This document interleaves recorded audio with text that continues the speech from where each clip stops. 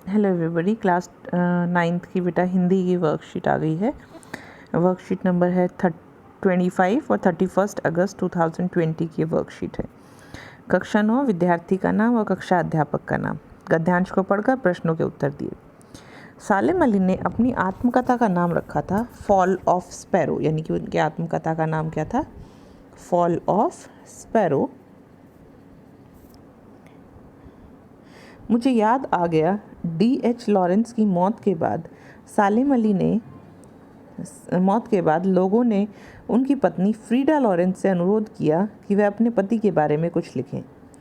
Frida चाहती तो ढेर सारी बातें लॉरेंस के बारे में लिख सकती थी, लेकिन उसने कहा, मेरे लिए लॉरेंस के बारे में कुछ भी लिखना असंभव सा है।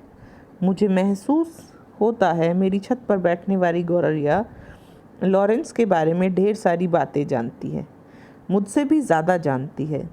यह सचमुच इतना खुला खुला और सादा दिल आदमी था। मुमकिन है लॉरेंस मेरी रगों में, मेरी हड्डियों में समाया हो, लेकिन मेरे लिए कितना कठिन है उसके बारे में अपने अनुभवों के शब्दों को जामा पहनाना। मुझे यकीन है मेरी छत पर बैठी गौरैया उसके बारे में, हम दोनों के ही बारे में मुझसे ज़्यादा जानकारी रखती है। चलिए, ये लिया गया है सांवले सपनों की दुनिया, सालिम अली के बारे में जो कथा लिखी गई है, जिसमें लेखक बताता है कि सालिम अली की मौत के बाद वो बड़े परेशान हुए। सालिम अली ने अपनी कथा का नाम क्या रखा था? Fall of sparrow. इसका जवाब होगा ये।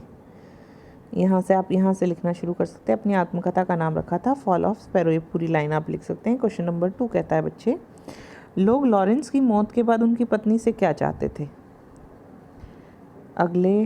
अगली लाइन में लिखा है, D.H. लॉरेंस की मौत के बाद लोगों ने उनकी पत्नी फ्रीडा लॉरेंस से अनुरोध किया कि वे अपने पति के बारे में कुछ लिखें।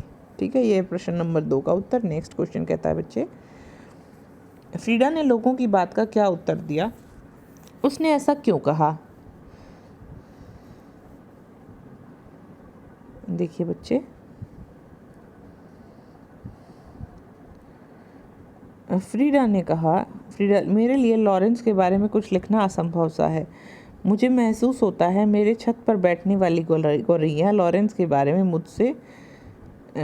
में ढेर सारी बातें जानती है, मुझसे भी ज़्यादा जानती है। वह सचमुच इतना खुला खुला और सादा दिल आदमी था। मुमकिन है लॉरेंस मेरी रगों में, हड्डियों में समाया हो, लेकिन मेरे लिए कितना कठिन है उसके बारे में अपने अनुभवों को ज़्यादा पहचाना। ठीक है बच्चे, ये सारी बातें आप लिख सकते हैं यहाँ से यहाँ तक। नेक्स्ट क्वेश्चन कहता है, गतिविधि। आपने भी किसी न किसी पक्षी का अवलोकन किया होगा। उस पक्षी के गुण व्यवहार से संबंधित 10 पंक्तियां अपने शब्दों में लिखिए। चलिए लिखने का प्रयास करते हैं।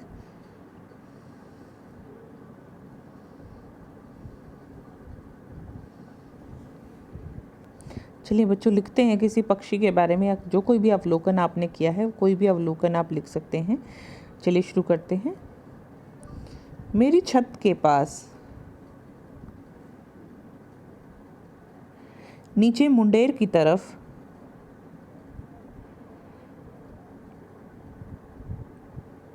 एक कबूतर ने कुछ अंडे दिए हुए हैं।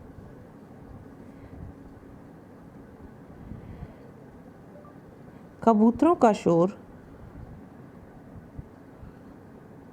उनके पंखों की आवाज़ और उनकी गुटरगू पूरे घर को चहकाए रखती है और घर में अकेलेपन का कोई एहसास नहीं रहता। कई बार माँ ने उन कबूतरों को उड़ाने की कोशिश की, परंतु वो कबूतर लौटकर उसी जगह आ जाते हैं।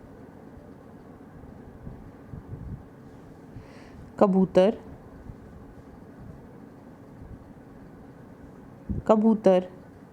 नीले भूरे रंग का बहुत सुंदर पक्षी होता है। यह दाना चुगकर अपने घोंसले में लाता है और इकट्ठा करता है। तिनका तिनका जोड़कर कभी घास के तिनके, कभी झाड़ू की सीखें, कभी सूखे हुए पत्ते, सबको इकट्ठा कर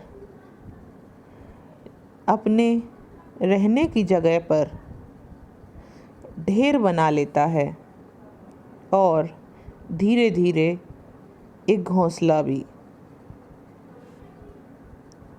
ठीक है बच्चे, तो आप इस तरह कोई भी पंक्तियाँ लिख सकते हैं किसी भी पक्षी के बारे में जो आपने देखा हो अपने आसपास, आपके घर में, बाहर या कहीं आपने पाला हुआ पक्षी हो, तो उसके बारे में आप कुछ पंक्तियाँ लिख सकते हैं। आई होप आपको ये समझ में आया। कोई डाउट हो तो पूछिएगा। मिलते हैं अगली वर्कशीट में बच्चा। Bye bye.